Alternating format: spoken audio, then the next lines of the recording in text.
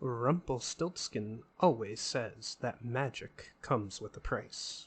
But for this price, you can get a nice piece of jewelry. Use code ONCEPOD for 10% off your first order at Unusual Magic Jewelry on Etsy. Click the link in the description.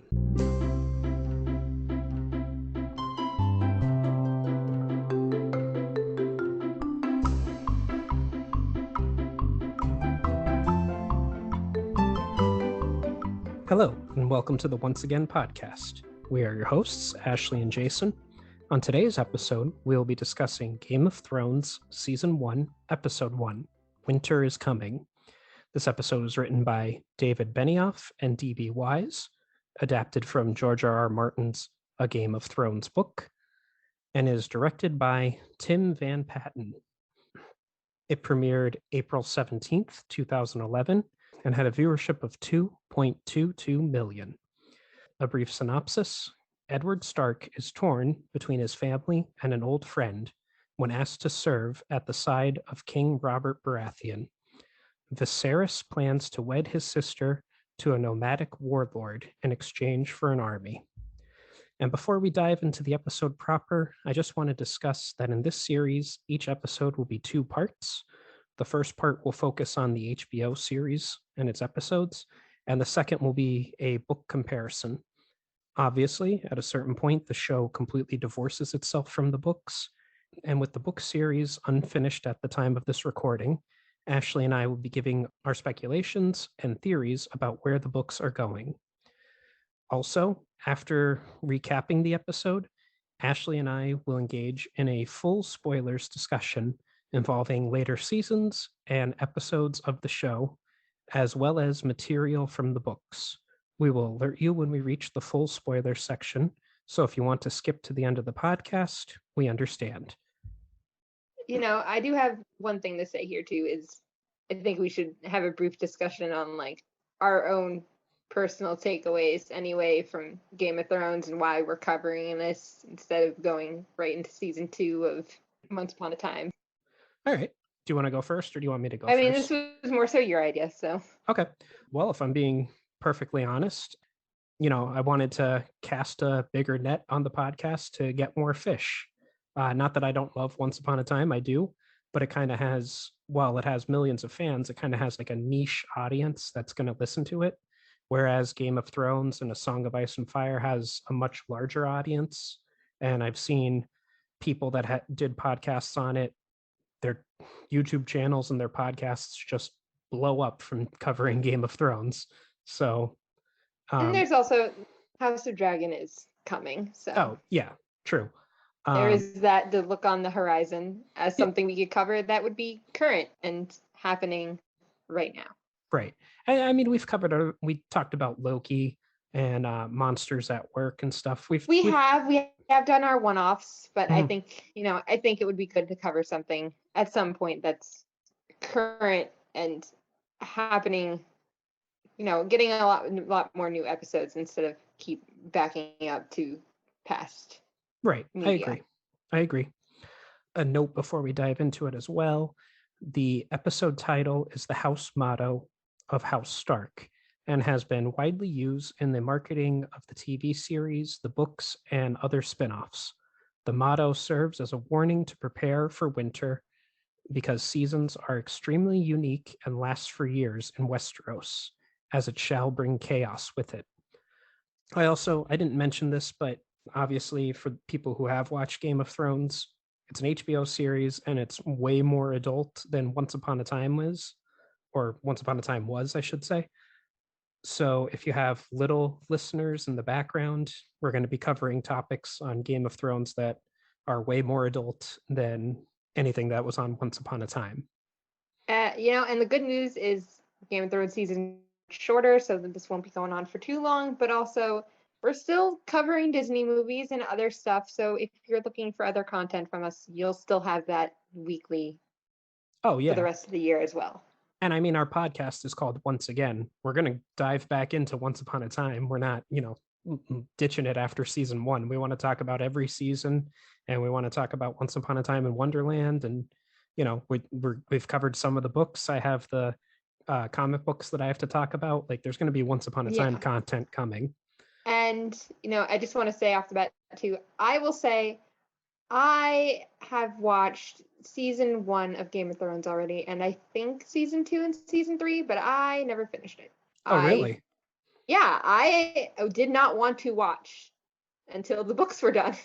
But to be honest, I've kind of given up on that hope. So I like the books. I like having book content to read to go along with things. Mm-hmm. I had no interest in continuing to watch something because I didn't want the books ruined for me. I didn't want that to happen because I would much rather read my media than consume it visually. So I didn't want the books written possibility. I don't think that's going to happen anymore. I think the book's probably going to take a different path, but I just want to put a pin in that until we get to the full spoiler discussion because I have a lot to vent about that. I'm sure. Yeah, but let's dive into the episode.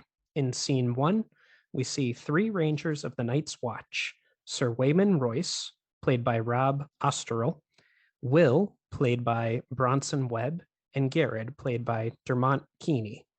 And they travel below the wall to travel north of it. Their mission is to investigate reports of wildling activity in the haunted forest. Will goes ahead on his horse, traveling through the empty, snowy forest before coming across a camp of mutilated corpses arranged in a pattern on the ground. A dead wildling girl is also present, stuck to a tree with cold, dead eyes. Frightened, Will runs back to the others. Garrett suggests that they return to the wall as the wildlings were dead, but Waymar points out that the Lord Commander of the Night's Watch, Jorah Mormont, will ask how they died. Will expresses his fright and explains that he has never seen anything like this before, for which he is mocked. Waymar tells him that he can run south of the wall if he wants, but he will be beheaded as a deserter. The group then sets off to find the wildling group again and investigate further. However, when they arrive at the camp, the corpses are gone. While Will looks around for tracks of the wildling, Garrett finds bloody clothing in the snow outside the camp. Waymar asks him what it is, but before Garrett can reply, a tall, skeletal figure with blue eyes, a White Walker, appears behind Waymar and kills him easily. Will, not far away, hears the screams and sees horses fleeing.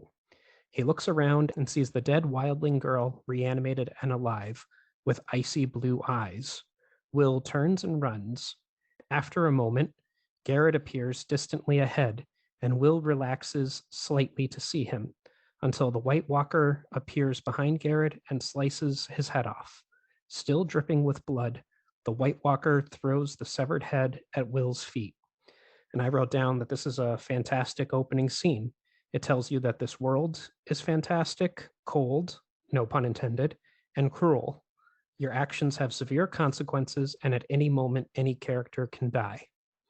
Yeah, I would say this is just a really good opening scene. Okay. I didn't write it down, but we go into the opening credits here, and I did write down, does Game of Thrones have the greatest opening credits sequence in television history? Yes, it does. Not my opinion. It's a fact. It's a fact. It is fairly iconic, and I think if there's anything that came out of the show, it's probably that. Yeah. I mean, the music is great, but for me, it's I don't know if it's animation or what you want to call it, but it's definitely animation, yeah. The locations just being built as they're there and everything, and it shows you these are the important places, and I like it. So we move on to scene 2. Sometime later, Will has fled south of the wall in terror of the White Walker threat, rather than return to warn Castle Black. He is apprehended by outsiders loyal to House Stark, the Wardens of the North, and is taken to Lord Eddard Stark. And in my note, I wrote here, Castle Black and Winterfell are over 650 miles apart. Pretty impressive for Will to make on foot. Man was scared to death. Of course he's gonna... Yeah. His feet flying. So we move on to scene 3, where we're introduced to a 10-year-old Bran Stark, played by Isaac Hempstead Wright. He's practicing archery with his elder brother, Rob, played by Richard Madden, and his half-brother John, played by Kit Harington, his father's bastard. The two parents, Lord Eddard Ned Stark, played by Sean Bean, and Lady Catelyn Stark, played by Michelle Farrelly, watch him. And my note for this scene was Jon Snow's first line saying, "Go on, father is watching." And then there's a pause and he says, "And your mother." It tells you everything you need to know about the relationship between Jon Snow and Lady Stark. Yeah, I think it also, it definitely sits there as a way to be like, okay, so he is a bastard. Like, yeah, why is because he? Without him saying that, you wouldn't know that at this moment. Is he from a previous marriage? Like, blah, blah, blah. No, he's a bastard. Although, in our book discussion, maybe we'll have different thoughts. Meanwhile, inside Winterfell, Eddard's daughters, Arya, played by Maisie Williams, and Sansa, played by Sophie Turner, are sewing. Arya hears the sounds of arrows being fired outside and rushes out. Bran prepares to shoot when Arya shoots an arrow out from behind him, hitting the middle of the target, sending everyone else laughing. Bran, slightly annoyed, chases Arya. Eddard is approached by Roderick Cassell, played by Ron Donachie, who tells him that a Night's Watch deserter has been found and that Eddard will need to execute him. Eddard tells Catelyn he intends to take Bran this time, but she insists 10 is too young to see an execution, though Eddard replies that he will not be 10 forever and winter is coming. So my note for here says, Cat, saying 10 is too young to see such things. And I know the characters on the show are older, but John and Rob are 15 in the books, and Ned was 15 when he went to war. Are 10 and 15 really that different?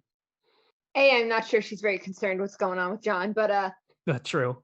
I think 10 to 15 are fairly different. I mean, consider yourself when you were 10 and then consider yourself when you were 15. Like, you're already shifting to be a completely different person. Like, yeah. But I mean, in this world where the average person would live to be 30, I'm guessing, and the nobles might live into their 60s or 70s. You're right, because 10-year-olds would probably be already doing hard work. Yeah. 12, if it was like a 12-year-old family. If you're like a 12-year-old girl, you're being sold off for marriage already. True, but like I'm also like I'm thinking about like farm workers or like anybody in trades. Like their kids are immediately going to be helping out by like age of like 6. Like realistically, yeah, like they're already going to be doing hard labor. Yeah. And while Ned walks away, Catelyn looks down at the courtyard and stares with disdain towards John, the bastard son of her husband, the child she despises. In the next scene, scene 4, Ned takes Rob, John, and Bran to witness the execution. His ward, Theon Greyjoy, played by Alfie Allen, is also present, as well as Roderick Cassell and Jory Cassell, played by Jamie Sivers, 2 of his household. Will tells Eddard he knows he is a deserter, but tries to warn him about the White Walkers. He also asks that the word of his desertion and execution be sent to his mother. John tells Bran not to look away. Will is executed by Eddard, who uses the ancestral Valyrian blade of their house, Ice. Bran flinches slightly, which his brothers praise him for. While the others turn to return to the castle, Eddard asks Bran if he knows why it was done. Bran explains to him it's because he was a deserter, until Ned asks more specifically why it was him who had to do it. Eddard then goes on to explain the man who passes the sentence must swing the sword. When Bran asks if it is true about the White Walkers, Eddard dismisses it as a madman's rambling, insisting that the Walkers have been gone for centuries. The party sets out to return to Winterfell, and I wrote down in my notes here the location where Will is executed is clearly some sort of ancient rock formation where other executions have taken place before. Will it factor in later in the show? Which, since you haven't seen the later seasons, I'm guessing you don't know the answer. I actually don't know the answer. So okay. When we move on to scene 5, on the way back to the castle, the party finds a stag dead in the road, partially disemboweled. Theon wonders if it is the work of a mountain lion but Eddard states that none live in the area. Looking for what killed it, they find a rare dead female direwolf slightly off the road, killed with a stag antler piece broken in her throat. The female died after giving birth, and her 5 pups huddled by the corpse for warmth. Eddard abdicates, killing the pups out of mercy rather than have them starve to death, but Jon Snow convinces his father that this is an omen. The direwolf is the symbol of House Stark, and Eddard has 5 true-born children. With Bran looking on beseechingly, Eddard agrees to allow it, but only if they care for and raise the pups themselves. Even if one should die, the owner will be the one to bury it. Just as the party leaves, Jon finds a 6th pup, an albino runt of the litter. Theon mockingly points out that this one belongs to Jon, but Jon nonetheless adopts the 6th pup. And in my note here, I wrote down that this was a real dead stag, not a prop, that was used for the scene where the direwolf pups are found. The actors found the smell during the filming of the scene revolting, as it had been dead for 2 days at that point and was decomposing. Why? Just use a fake one. I think it's to save money. Probably. Yeah. Found a real dead stag. Should we just use that? Yeah. I mean, think about, well, I don't know. Living in Pennsylvania, certain times of the year, you find a lot of dead deer on the side of the road. So, I mean, correct, yeah. but like, yeah, I imagine it was just to save money. Also, just imagine being the dad that tells your kids, yeah, take some wolf pups, here you go. Yeah. In scene 6, we go to King's Landing, the capital of the 7 kingdoms. The bells ring out to commemorate the death of Lord Jon Arryn, the Hand of the King. As the Silent Sisters prepare his body for burial, Queen Cersei Lannister, played by Lena Headey, looks on. As her twin brother, Sir Jaime Lannister, played by Nikolai Coster-Waldau, approaches, she confesses to him that she fears Jon Arryn discovered something that he shouldn't have before his death and may have told someone. He tells her not to worry, since if the king knew the truth, they'd be dead already. She tells him he should be the new Hand of the King, but he doesn't want the job, considering it too much work. Cersei accuses him of taking nothing seriously, reminding him of the time he jumped off the cliffs at their home Casterly Rock. Jaime jokes that there was nothing to worry about until she told their father. In scene 7, a raven arrives at Winterfell, bearing the news of Jon Arryn's death. Lady Catelyn Stark receives it and makes her way immediately to the Godswood, where she finds her husband cleaning his sword. Catelyn informs him of the death of Jon Arryn, which upsets Ned, as Arryn was like a father to him. He and Robert Baratheon were both fostered at the Eyrie by him. Catelyn then tells him Robert is coming north as well with his royal court. Ned reflects that if he's coming so far north, he can only want one thing. Catelyn reminds him that if Robert offers to make Eddard the new Hand of the King, he can always reject. And I have a behind the scenes note here. The pool in the Winterfell Godswood was filled with black paint to make it more reflective. My only thing here is I don't like the look of the Godswood. Like, I forgot that that's where they were supposed to be. Yeah. Well, like, because it just looks like a forest, like a regular forest. Yeah. You know, we'll discuss it in our book episodes, especially for it doesn't feel reverent enough. Like, it doesn't feel like it's supposed to be something. It feels like we're just sitting outside the castle in the woods, which is not really what they're doing. So. Right. Well, everything in the show, especially the first season, is much smaller than it is in the books, purposely so. Well, not purposely on the show's end, but I know when George R.R. Martin was writing the books, he was writing them purposely to not be able to be adapted into a movie or TV show. Like, he made them bigger than they should be for that reason. He made these giant castle, like Winterfell in the show is so small compared to Winterfell in the books. It has no outer wall. It doesn't have like a city inside of it. It doesn't have this giant forest that makes up the Godswood. Like, it's just, everything's much smaller. So, but we're saving that for the book episode. Yeah. Moving right along. In scene 8, Winterfell prepares for guests. Catelyn wants to make sure that Tyrion Lannister, the Queen's younger brother, has enough candles as she hears he is an avid reader. Jon, Robb, and Theon are groomed while gossiping about Queen Cersei, who is reportedly a great beauty. And a behind the scenes note here, actors Kit Harington, Alfie Allen, and Richard Madden prepared for the hair cutting scene in which all three were shirtless by engaging in vigorous exercises and holding their breath to enhance their abs, to the hilarity of producer David Benioff. Oh, God. Men are stupid. You hear actors talk about this all the time.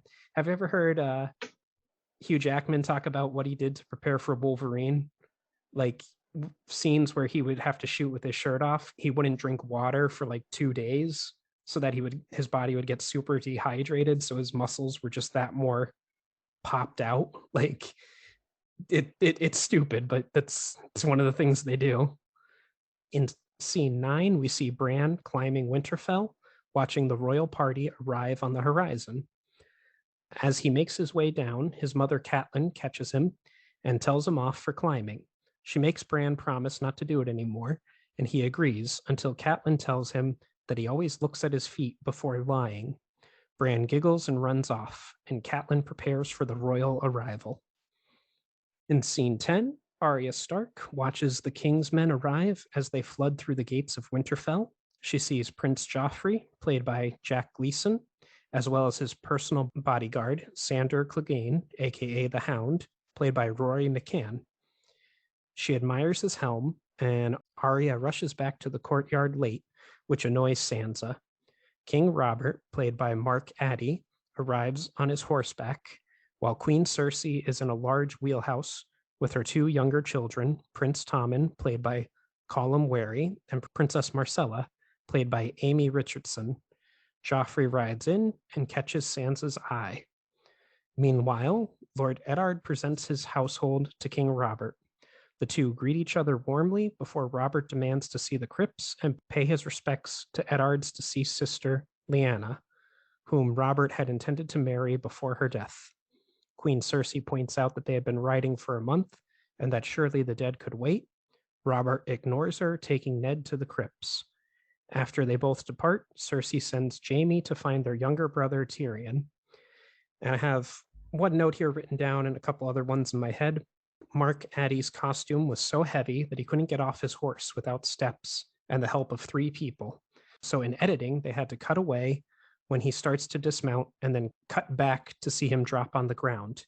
In the book, King Robert is a taller man, but Mark Addy's performance made his character seem imposing. Also, one of the notes that I didn't put down was that the wheelhouse that Queen Cersei was traveling in actually crashed into Winterfell's wall, and it had to be rebuilt.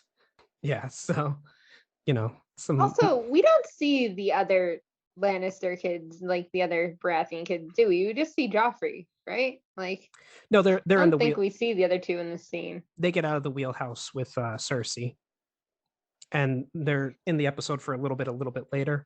Yeah, they're also played by different actors in later seasons, but I just wanted to give credit to the actors that were there as their roles showed up, I guess I should say. We move on to scene 11. In the crypts, Eddard asks Robert to tell him about Jon Arryn. The king informs him that the fever burned right through him. The pair reflect on their love for the man who fostered and raised them both as wards. Robert tells Eddard that he needs him in King's Landing. He offers him the role of Hand of the King.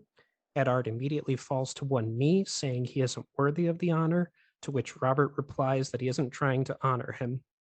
The king reminds him how Eddard helped him win the Iron Throne, saying that he should now help him hold it. And if Lyanna had lived, they would have been bound by blood. Robert then goes on to say that it is not too late and offers a proposal. If Eddard becomes Hand, he will betroth his son, Prince Joffrey, the heir to the throne, to Eddard's eldest daughter, Sansa. And the crypts under Winterfell are normally a wine cellar and are used in later episodes for a cell under the Red Keep in King's Landing. Interesting. So moving right along, in scene 12, we arrive at a brothel outside of Winterfell. Tyrion Lannister, played by Peter Dinklage, enjoys the attention of a prostitute named Roz, played by Esme Bianco. Jaime arrives, telling Tyrion that he is wanted by the royal party and will need to attend the feast in the evening. Tyrion jokes that he has begun the feast a little early, and then Jaime, in hopes of hurrying things along, brings 3 more prostitutes in for Tyrion. I love a brother that knows you so well. Yeah. Ram in early. My only note for this scene is that Roz is the first non-book character, but I think she's a great addition to the show. So in scene 13, we're back in the crypts, and the king offers up his prayers at the tomb of Lyanna, Eddard's late sister, whom Robert was betrothed to before she was allegedly kidnapped by Prince Rhaegar Targaryen. Lyanna died shortly after she was found. He tells Eddard that in his dreams he kills Rhaegar every night anew. Eddard reminds him that House Targaryen was destroyed, but Robert replies, not all of them. And that transitions to scene 14, across the narrow city. Oh, I thought you had something. Ooh, spooky. Yeah. Like, not all of them. I wonder who we're going to see next. Yeah. Okay. You're right. Across the narrow sea, in the free city of Pentos, Daenerys Targaryen, played by Emilia Clarke, an exiled princess, is approached by her brother Viserys, played by Harry Lloyd, who has a gown for her to inspect. He tells her she must look perfect for Khal Drogo, the leader of the Dothraki tribe he intends to marry her to in return for his army. Viserys slips off his sister's dress and fondles her breast. Daenerys stays silent, looking the other way until Viserys leaves. She then steps into a hot bath that has just been drawn. This greatly distresses her maid, who believes the water will scald her. However, Daenerys seems not to notice it and appears to be unharmed. And I have a note here that some early scenes in Malta were filmed with Emilia Clarke and Harry Lloyd using violet contact lenses, as in the novels, the Targaryens have violet-colored eyes.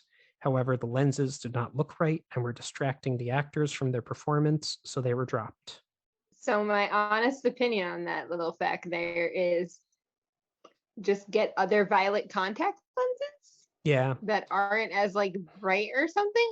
And B, you're an actor, your job is to deal with these things, no offense. Yeah. And if that's distracting enough for you not to be able to act, I'm concerned about your acting ability. It's interesting. I enjoyed this show so much. I remember very much how I felt watching the first season of it. And a lot of it confused me because there's a lot of backstory that you don't get. And like especially the pilot episode moves really fast.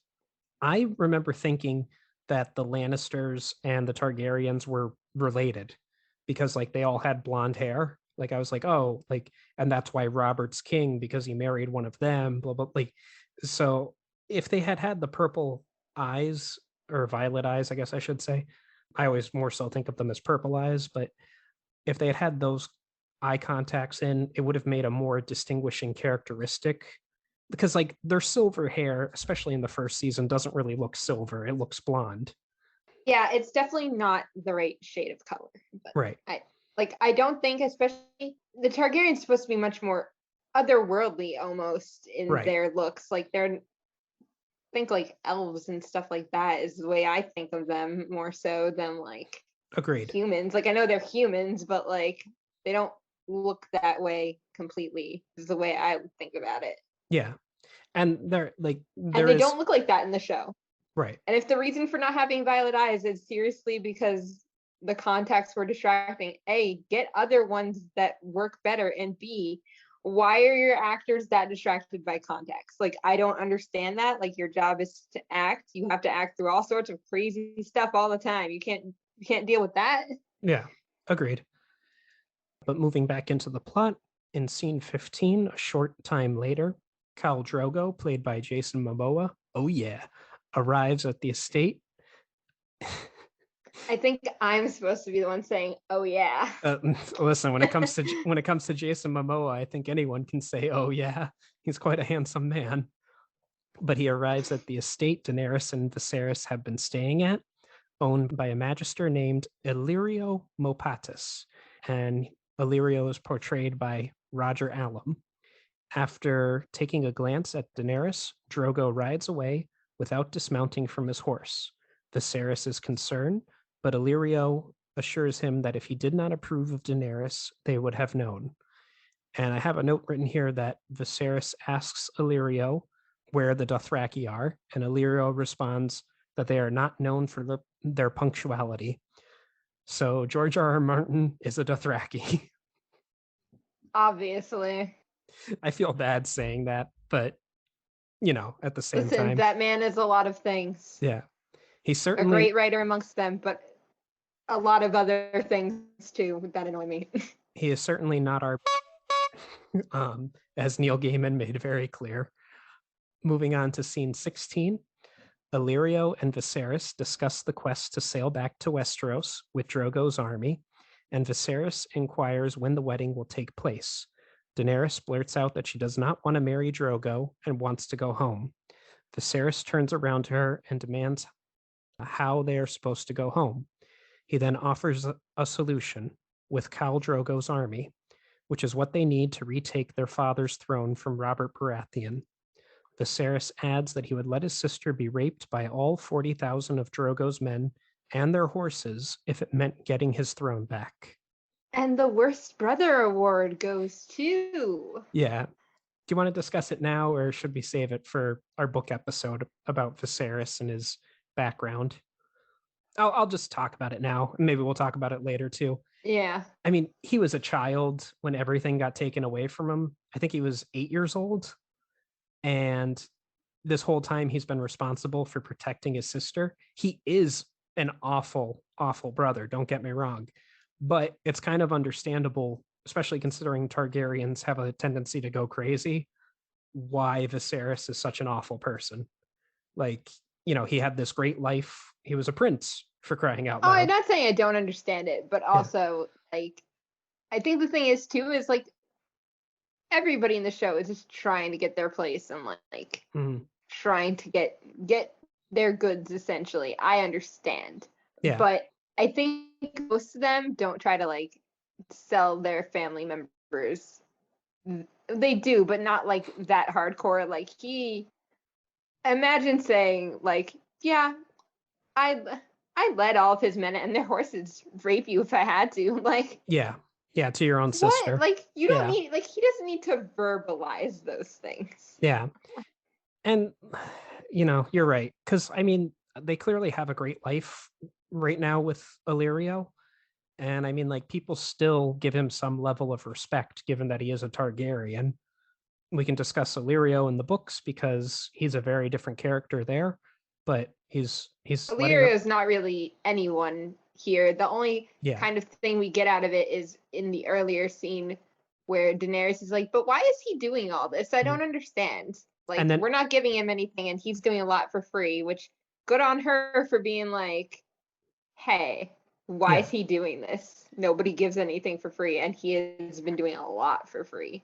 Yeah, he pops up once more in season 1, and then he's mentioned again in season 5, but he is a very small character in the show and has a much bigger part in the book. So we move on to scene 17.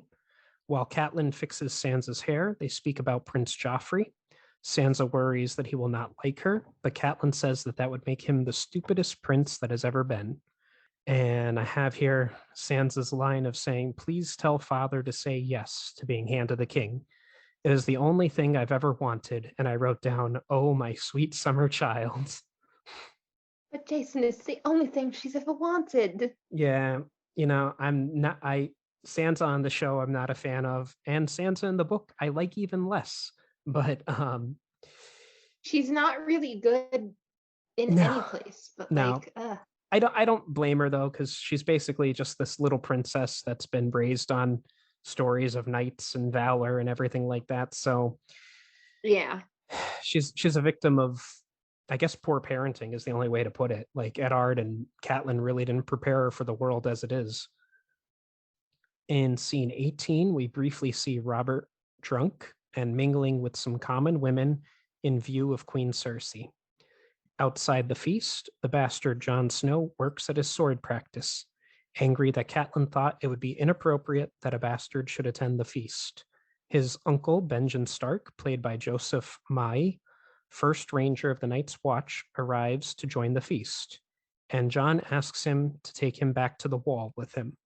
Benjen explains that the Night's Watch vows would require Jon to go celibate, and Jon says that that would not be a problem. Benjen tells him to wait before making such a hasty decision, and until he has known love, he will not know what he's giving up. Benjen goes inside for the feast. I wrote down, what does Benjen mean here? Perhaps this is more of a spoiler discussion or a book discussion, because, telling Jon to wait until he knows what he's missing. I think there's a lot about Benjen's character that we can get into in our book theories and everything. Yeah. I think Benjen's just much more interesting in the book too, but yeah.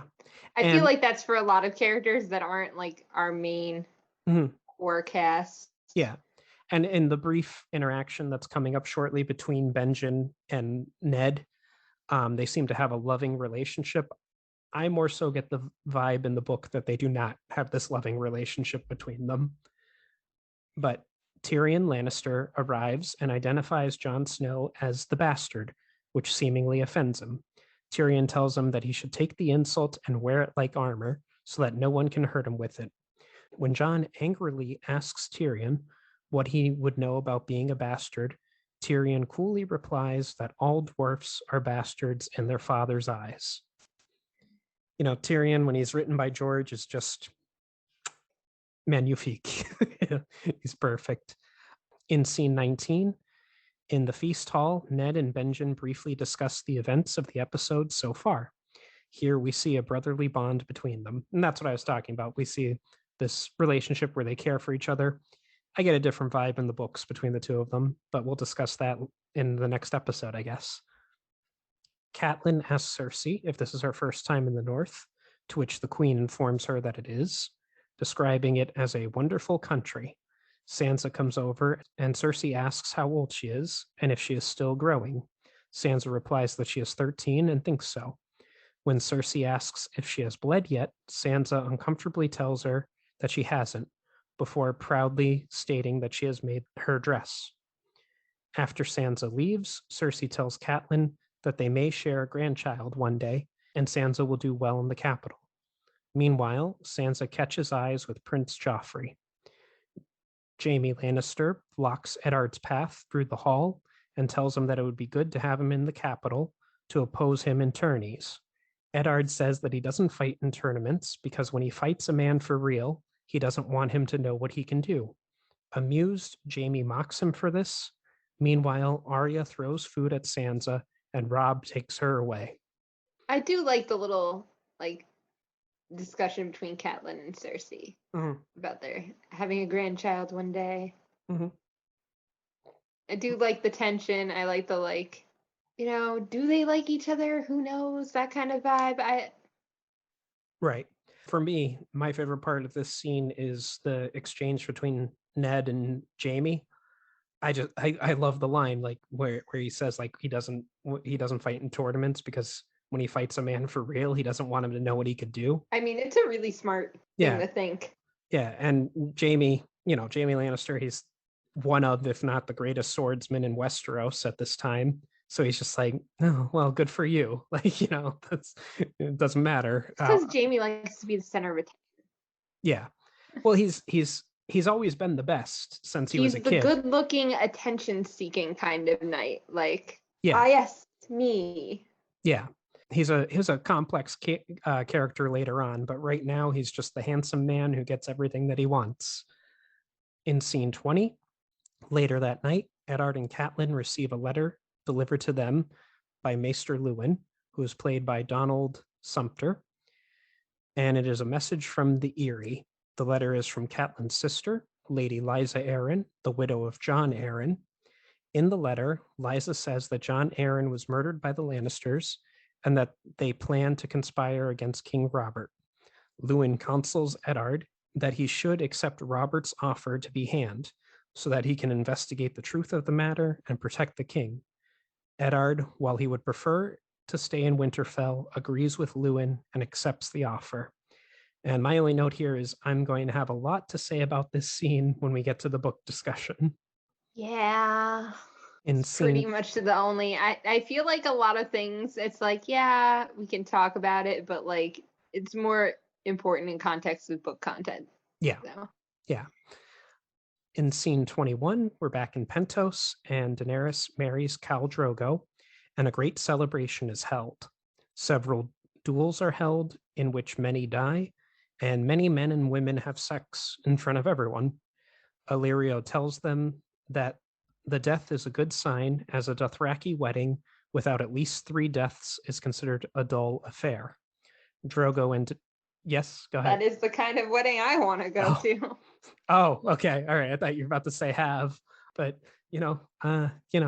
sure, whatever. I guess it'd be entertaining, especially for the time period. Why not? So Drogo and Daenerys receive many gifts, but for Dany, 2 are particularly interesting. The first is a selection of books containing stories and songs from the Seven Kingdoms given to her by Ser Jorah Mormont, who's portrayed by Ian Glenn, an exiled knight of House Mormont. Ser Jorah swears fealty to Viserys as king and offers him his support and advice, which is accepted. The second gift of interest is a box containing 3 beautiful scaly stones. According to Illyrio, these are dragon eggs from the Shadowlands beyond Ashai and have turned to stone with the passing of time. Dany appears to feel some connection with the eggs, but brushes it off for the time being. For his gift, Drogo gives Daenerys a beautiful white mare. Viserys tells his sister to make Drogo happy. Drogo and Daenerys ride off to the shore and consummate their marriage on the beach at sunset. Daenerys is clearly upset. I have a few notes here, but is there anything you'd like to say first, or? No, I mean, Okay. of course she's been sold off to marriage and it's Yeah. rapey. Oh, extremely. What else is new for this show? Yeah. During Daenerys' wedding feast, when one of the Dothraki disembowels another, Khal Drogo looks on in approval and utters an unsubtitled line. It was not subtitled because it wasn't part of the developed Dothraki language, but an ad-libbed line by Jason Momoa. The line he said was, and I hope I'm saying this right, "Iti Waka," which is from the refrain of a well-known, and I hope I'm saying this right, Moria Haka, or war dance. Momoa himself performed a Moria Haka in his audition tape for the role of Khal Drogo. And to make the line fit within universe, language consultant David J. Pearson later retroactively established that what Drogo said in Dothraki was Iti Oka, meaning test your might. And this is an in-joke reference to the line from the infamously violent Mortal Kombat video game. Nope. No, okay. Don't like that. Okay. Filming the wedding scene on the beach was disrupted by a gale from the sea that partially demolished the set. And the Maltese authorities were also dubious about the nudity in the scene, but ultimately allowed the shooting to continue. Meaning they didn't like Considering the amount of nudity in this entire show.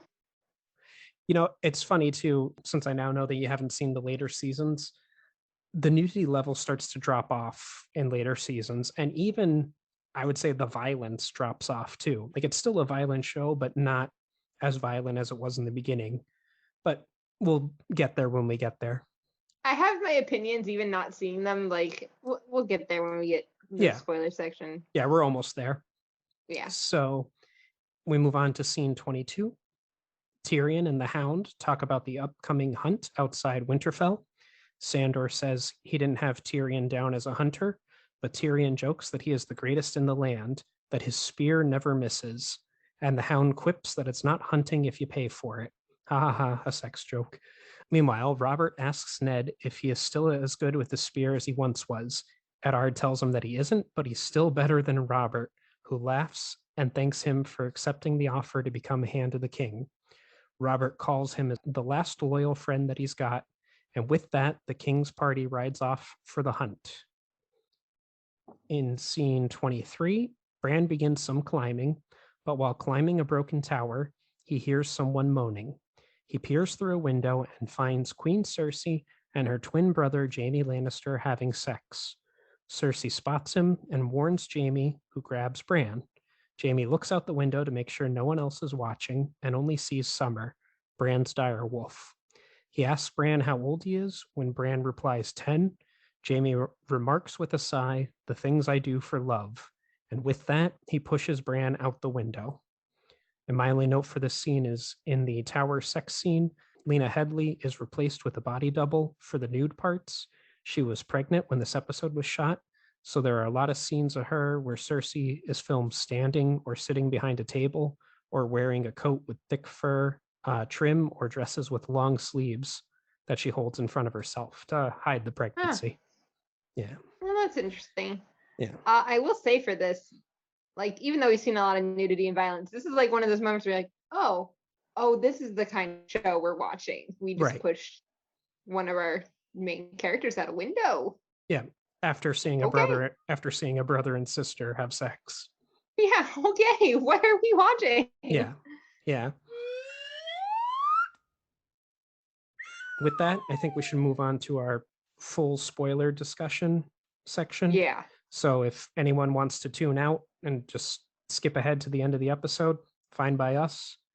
So the first note that I have here is that during the scenes where the 7 Starks welcome King Robert, he hugs Ned and Catelyn, ruffles Rickon's hair, and shakes hands with Robb.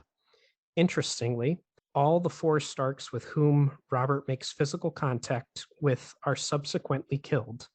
The 3 Starks with whom Robert does not touch survive the show.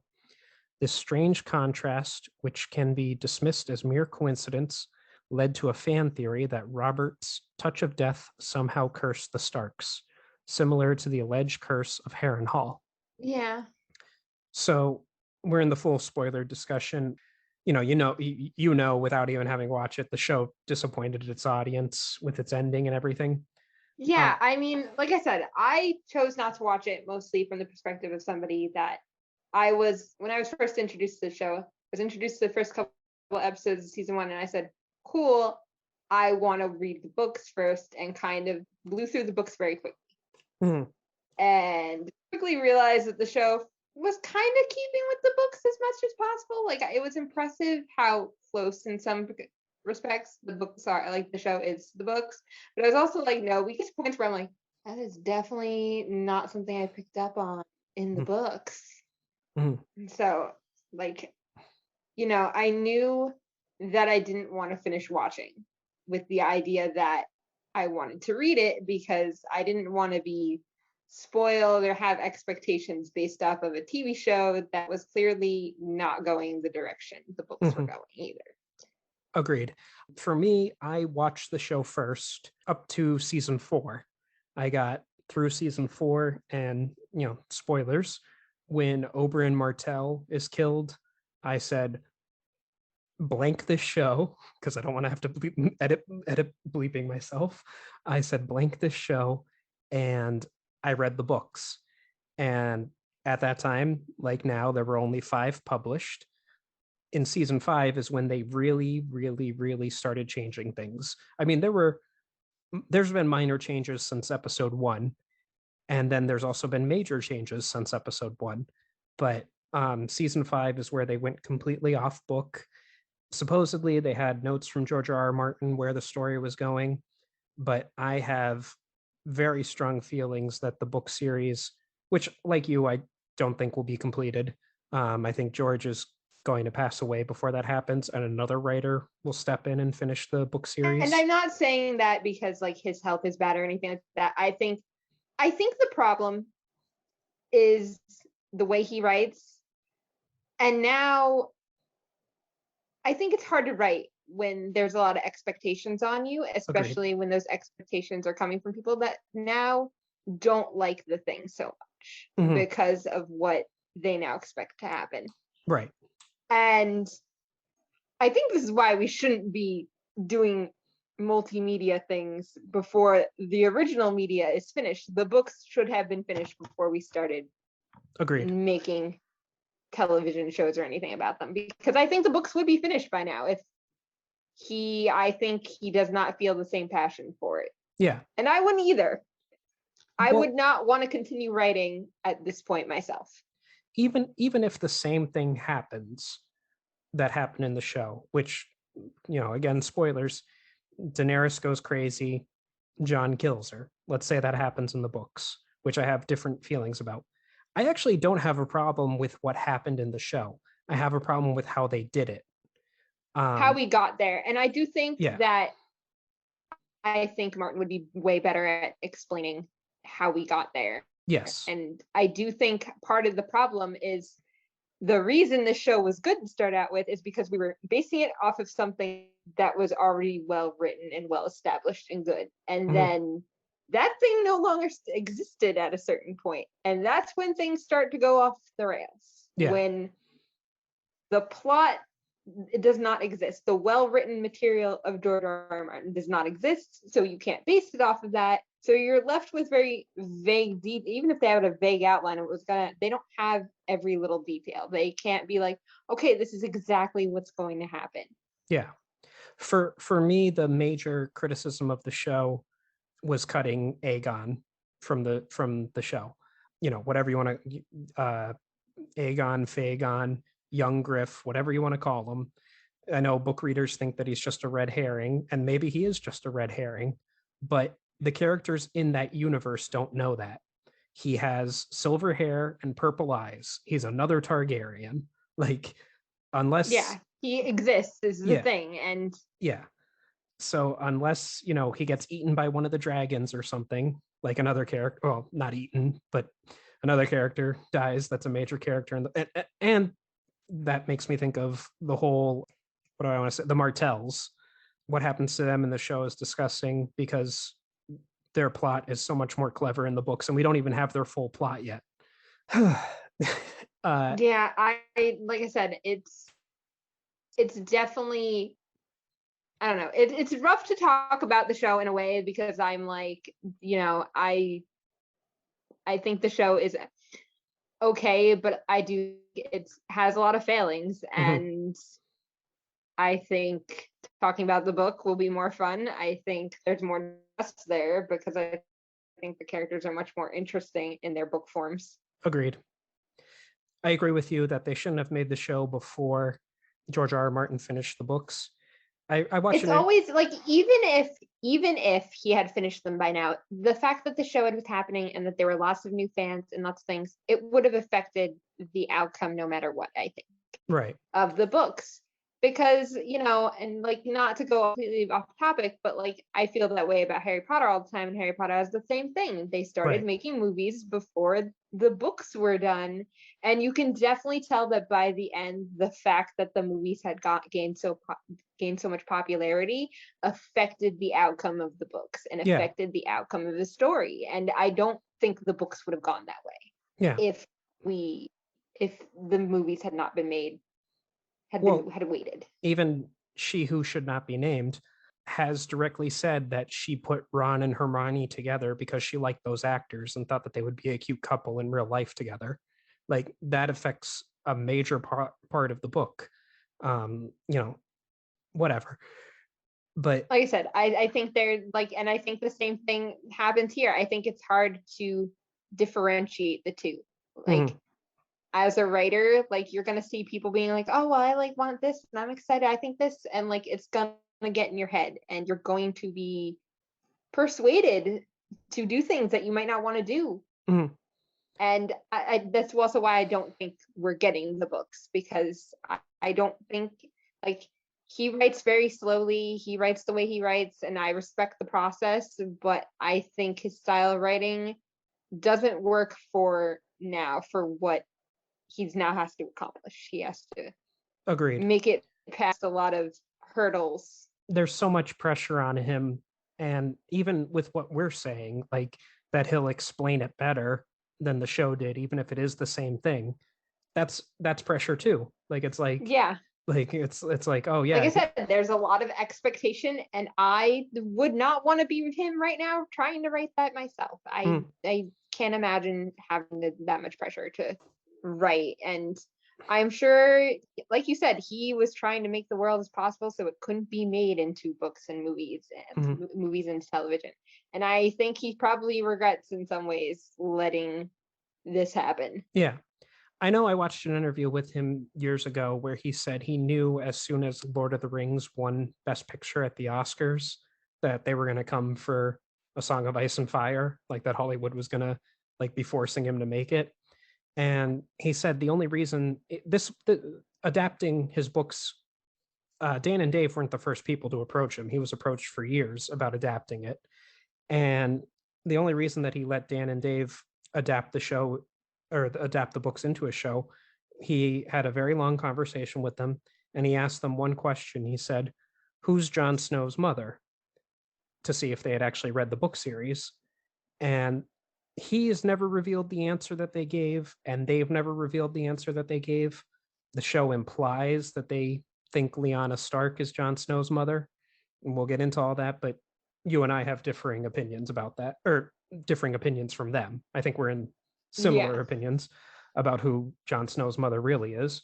But yeah, it's a lot for him, and I don't, I get it. It gave George money to do whatever he wanted to do. He never has to worry about money again from having the show adapted. I think though, if I had been him, I don't know if I could have turned it down, but if I had the strength to turn down the offer, or what I should say is I would rather him had I can't think of the name of it now. He has a vampire story that's about these vampires in New Orleans, or semi in New Orleans, because they're on the Mississippi River, I think, in the early 20th century, I want to say, maybe 19th century. I can't remember because it's been some time since I read it. But that is fantastic. He could have had that adapted into a show, and I still think it should be. So he doesn't write it by himself, but he's in charge of the Wild Card series. Yeah. And my God, if that ever gets adapted, and I think at some point it might. I don't know if he'd agree to it after Game of Thrones, but it's a good series. I've heard some of it on audiobook. I've read some of it too. It's a good series. I think it would play interestingly if we got it. He's good at creating. He's good at what he does, but agreed. So yeah, I don't know. Is there anything else you want to say in our full spoiler discussion, or should we just go into, since we've vented, should we just go into the outro? I think we can go into the outro. I feel like we're going to be venting like this every week. I don't know about every week, because granted, especially this first season, I really love this show. Like I said, I didn't have a problem with what happened in the end. I do think it's because it keeps so hardcore to the book, like because we're reading the book as we're doing this. I think I'm like, wow, they actually said that line in the show. Like, it's surprising to me how like very one for one we get sometimes, like, which is so surprising because that's, like I said, that's not what you expect. Oddly enough, my favorite scene from the whole series isn't in the books. However, it was an episode that was written by George R.R. Martin. And we'll get there. I think it's episode 5 of season 1, or somewhere episode 5 or episode 6. I can't remember, but we'll get there and discuss it because it's a great scene. And like I said, it's not in the books. So there's things to love about the show. But yeah, the first couple seasons are fantastic. Later seasons, the thing that makes me most mad is that they rushed the ending so that they can go make their Star Wars movies. And in a, whatever you want to say, cosmetic justice, because the fans had such an adverse reaction to the end of the show, they got their Star Wars movies taken away from them. It was a real monkey's paw situation for Dan and Dave. Honestly, as they should. Yeah. They should have turned the show over to some other showrunners if they weren't going to focus on it anymore. That concludes this week's episode of the Once Again podcast. Thank you for joining us. Any questions, comments, or critiques can be addressed to our email at onceagainpod@gmail.com. Follow us on our social media accounts, Once Again Pod, all one word, on Twitter and Instagram. If you are feeling generous and would like to contribute to the podcast, we have several tiers available on patreon.com/onceagainpod. Also, a like and a share would be greatly appreciated. Thank you and have a wonderful day. And remember, we will entertain you. We will always entertain you.